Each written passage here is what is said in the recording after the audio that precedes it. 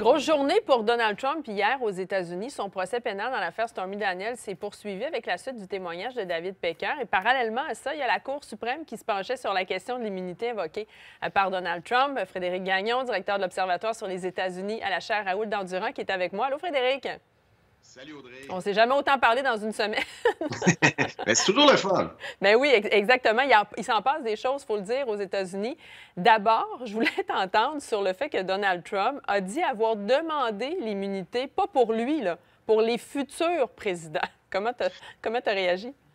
Mais c'est ça, c'est un débat tellement important, Audrey. Mais Trump n'a pas tout à fait tort dans la mesure où la décision de la Cour suprême, oui, aura un effet sur les prochains présidents des États-Unis. C'est-à-dire que si la Cour suprême dit le président n'a pas d'immunité, on peut le poursuivre pour toutes sortes de choses une fois qu'il a quitté la Maison-Blanche, bien là, il y a peut-être des présidents démocrates qui pourraient se faire accuser de toutes sortes de choses une fois qu'ils ont quitté la Maison-Blanche, en commençant par Biden, notamment lorsqu'il quittera la Maison-Blanche après sa présidence. Mais évidemment, l'affaire actuellement, elle porte sur le dossier de Trump en particulier.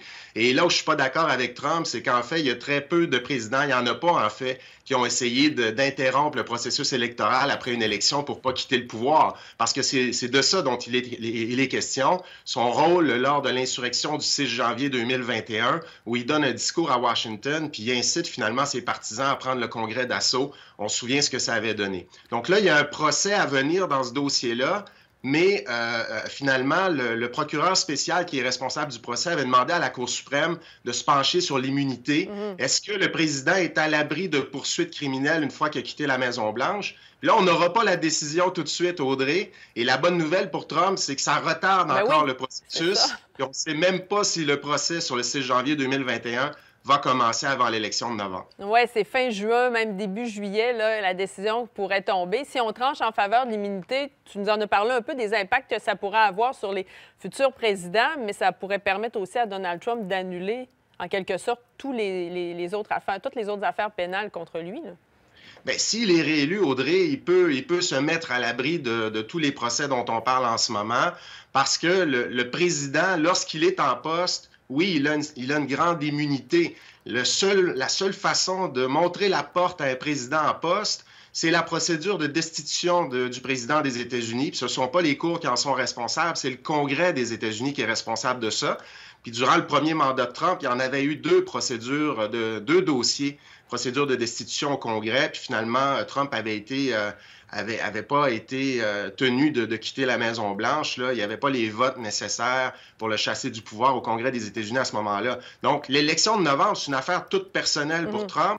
Là, il est devant les tribunaux, mais son ticket de sortie de ces affaires-là, c'est évidemment de se faire réélire. Ce serait la chose la plus simple pour lui. S'il n'est pas réélu en novembre, bien là, oui, ces procès-là pourraient avoir lieu en 2025, tout ça. Puis là, bien, il reste à voir s'il sera à l'abri ou pas de ces procès-là. Et juste rapidement, Audrey, le débat hier à la Cour suprême a porté sur les actions du président à titre de président des États-Unis, donc les actions officielles pour la nation, et les actions du président à titre personnel. Et ce que la Cour suprême va probablement dire, c'est que les actions à titre personnel, on ne peut pas être à l'abri de gestes répréhensibles. Si Trump disait, par exemple, alors qu'il est à la Maison-Blanche, je veux qu'on assassine mon adversaire politique parce que je veux gagner la prochaine élection, là, c'est vraiment une action personnelle, criminelle, oui, et il pourrait y avoir des poursuites. Il n'y a pas d'immunité pour ça, nous dira probablement la Cour suprême. On veut éviter qu'il fasse n'importe quoi aussi, là. Je parle de lui, mais que la personne en poste fasse n'importe quoi. Il y a comme un équilibre à trouver là-dedans. Absolument.